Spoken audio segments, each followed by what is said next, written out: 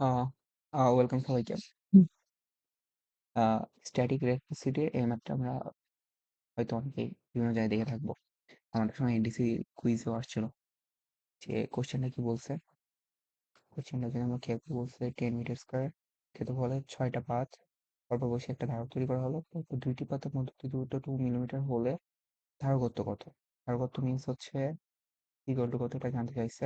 কোশ্চেনে হয়তো একটা ইনফরমেশন মিসিং, সেটা হলো ডাইরেক্ট কনস্ট্যান্ট কে এর মানটা দেওয়া নাই, এটা 5 ধরে নিচ্ছি। হুম, এবার এটা কিভাবে সলভ করবো?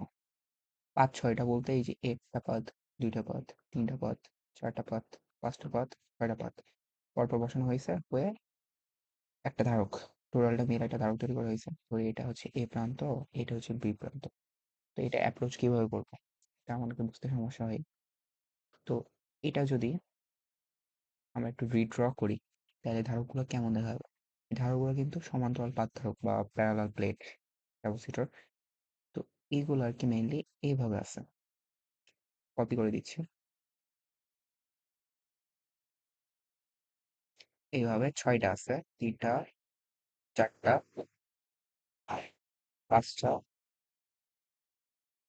৬টা। আচ্ছা, এবার দেখবো এই যে ১ নাম্বারটা আর ৫ নাম্বারটার ২ প্রান্ত মিলে এ প্রান্ত, আর ২ নাম্বারটা আর ৬ নাম্বারটা মিলে বি প্রান্ত হইছে। আর এই যে এদের মাঝখানে যে গ্যাপগুলো আছে পাত ২টার, এইগুলো হচ্ছে ক্যাপাসিটর। এটা হচ্ছে ১ নাম্বার, এটা হচ্ছে ২ নাম্বার, এই গ্যাপের মাঝখানে একটা আছে ক্যাপাসিটর ৩ নাম্বার। এইভাবে টোটাল ক্যাপাসিটর আছে এটা ৪ আর এটা ৫। তাহলে টোটাল ক্যাপাসিটর হচ্ছে ৫টা। এই যে ১ number, ২ number, ৩ number, ৪ number, ৫ number. এই ফিগারটা হচ্ছে বোঝার জন্য গাইছি। এইটাকে ম্যাথ করার সময় আমরা কিভাবে আ আ রিড্র করে নিয়ে আঁকাবো। তো এ প্রান্ত আর বি প্রান্ত আমরা এভাবে লিখতে পারি যে এখানে এ প্রান্ত আর এখানে বি প্রান্ত আছে। তো এই যে ১ম যে পার্টটা আছে, এই যে এই পার্টটার একটা প্রান্ত এর সাথে, আর এই যে এটার এই প্রান্তটা বি এর সাথে। তো আমি সিম্পলি আঁকাই দেই। এ আর বি এর মাঝখানে একটা আছে, আগাই দিলাম ক্যাপাসিটর। এবার ২ নাম্বার ক্যাপাসিটর যেটা আছে, ২ নাম্বার ক্যাপাসিটর এটার দেখবো এই যে এই প্রান্তটা, এটা আছে বি এর সাথে, আর এই প্রান্তটা এটা আছে এর সাথে। তাহলে এ আর বি এর মাঝখানে আরেকটা ক্যাপাসিটর ২ নাম্বারটা আগাই দিলাম। একইভাবে ৩ নাম্বার, ৪ নাম্বার, ৫ নাম্বার এগুলাও এ আর বি এর মাঝখানে আছে। আমরা ড্র করে নিচ্ছি ৫টা। দেখতে পারি যে ৫টাই প্যারালালি আছে। সবকটার ক্যাপাসিট্যান্স সি ধরে নিই। তাইলে মোট ক্যাপাসিট্যান্স বা হচ্ছে তুল্য ধারকত্ব যেটারে বলে, এটা হচ্ছে আমরা জানি প্যারালালি যখন যদি সেম থাকে তাহলে সিম্পলি এগুলোকে যোগ করে দিলে বের হয়ে যায়। তাহলে ৫টা আছে, যোগ করে দিলে 5c হবে। 5 ইন্টু সি এর সূত্র আমরা কি জানি? এ এপসাইলন নট কে ডিভাইড বাই টি। এটা কি? এ হচ্ছে পাতের ক্ষেত্রফল দেওয়া আছে 10 মিটার স্কোয়ার, আর হচ্ছে এপসাইলন নট এটা হচ্ছে ইলেকট্রিক পারমিয়াবিলিটি। এটার মান আমরা জানি সবাই যে 8.85 ইন্টু 10⁻⁻12। এটা সম্ভবত একক coulomb square per metre square. আর নিউটন। কে হচ্ছে ওই যে ডাইইলেকট্রিক কনস্ট্যান্ট দেওয়া আছে ৫ ধরে নিয়েছিলাম, জাস্ট এখানে বসাই দেবো। আর ডি হচ্ছে পাতের মধ্যে যে দুটো 2 মিলিমিটার দেওয়া আছে, এটার মিটারে কনভার্ট করে নিয়ে করলে অ্যান্সার চলে আসবে। অ্যান্সারটা বের করলাম না, তোমরা বের করে নাও। ঠিক আছে, সিমিলার একটা প্রবলেম দেখবো, আশা করি সব ডাউট ক্লিয়ার হয়ে যাবে।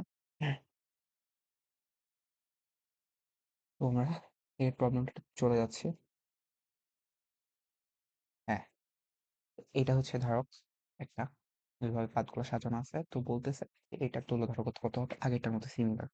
তো সিম্পলি আমরা ধরে নিই এটা হচ্ছে এ প্রান্ত, এটা বি প্রান্ত, আর এটা প্রান্ত আছে এখানে সি, তাই না? তাহলে এখানে ক্যাপাসিটর কয়টা আছে? ১ নাম্বার, ২ নাম্বার, ৩ নাম্বার, ৪ নাম্বার। তাহলে টোটাল ক্যাপাসিটর হচ্ছে ৪। আচ্ছা, আমরা দেখি এ আর বি এর মাঝে তুল্য ধারকত্ব আমাদের বের করতে হবে। তো এ আর বি আমরা বাইরের সাইডে রাখলাম, সি মাঝখানে রাখলাম। এই পয়েন্টটা যেহেতু আছে মাঝখানে ছাড়। তো আমরা যদি খেয়াল করি যে হচ্ছে প্রথম ক্যাপাসিটরের ক্ষেত্রে এই ক্যাপাসিটরটার একটা প্রান্ত আছে সি এর সাথে, আর অপর প্রান্ত এই যে এটা আছে বি এর সাথে। তাহলে সি আর বি এর মাঝখানে এই ক্যাপাসিটরটা আমরা দিয়ে দিচ্ছি। এবার যদি দেখি 2 নম্বর ক্যাপাসিটর, 2 নম্বর ক্যাপাসিটরে এই যে উপরের প্রান্তটা এটা আছে বি এর সাথে, এই যে এই প্রান্তটা এটা আছে হচ্ছে এর সাথে। তাইলে বি আর এ এর মাঝখানে এই ক্যাপাসিটরটা ড্র করে দিলাম। এবার 3 নম্বর ক্যাপাসিটর আছে, দেখো সি এর সাথে, সরি এ এর সাথে এটা, আর আরেক প্রান্ত আছে সি এর সাথে। তাহলে এ আর সি এর মাঝে একটা ক্যাপাসিটর দিয়ে দিলাম। আর 4 নম্বর ক্যাপাসিটরটা আছে সি এর সাথে, সরি সি এর সাথে, আর আরেক প্রান্ত আছে হচ্ছে এ এর সাথে। তাহলে সি থেকে এর মধ্যে আরেকটা ক্যাপাসিটর যাবে। তো এটা আমাদের হয়ে গেছে শেপ নিচে এ আর দুই প্রান্ত। এখন আমরা ধারকত্ব সি ধরে নেবো, এটার সি, এটার সি, এটার সি, এটার সি। এখন টোটাল ধারকত্ব কত হবে, ক্যাপাসিট্যান্স কত হবে দেখো, এই দুইটা প্যারালালি আছে। এটা আর এটা প্যারালালি আছে সি সি, তাহলে প্যারালাল থাকলে জাস্ট সিম্পলি যোগ করে দিলে হয়ে যায়। তাহলে এ আর সি এর মাঝখানে থাকতেছে 2c।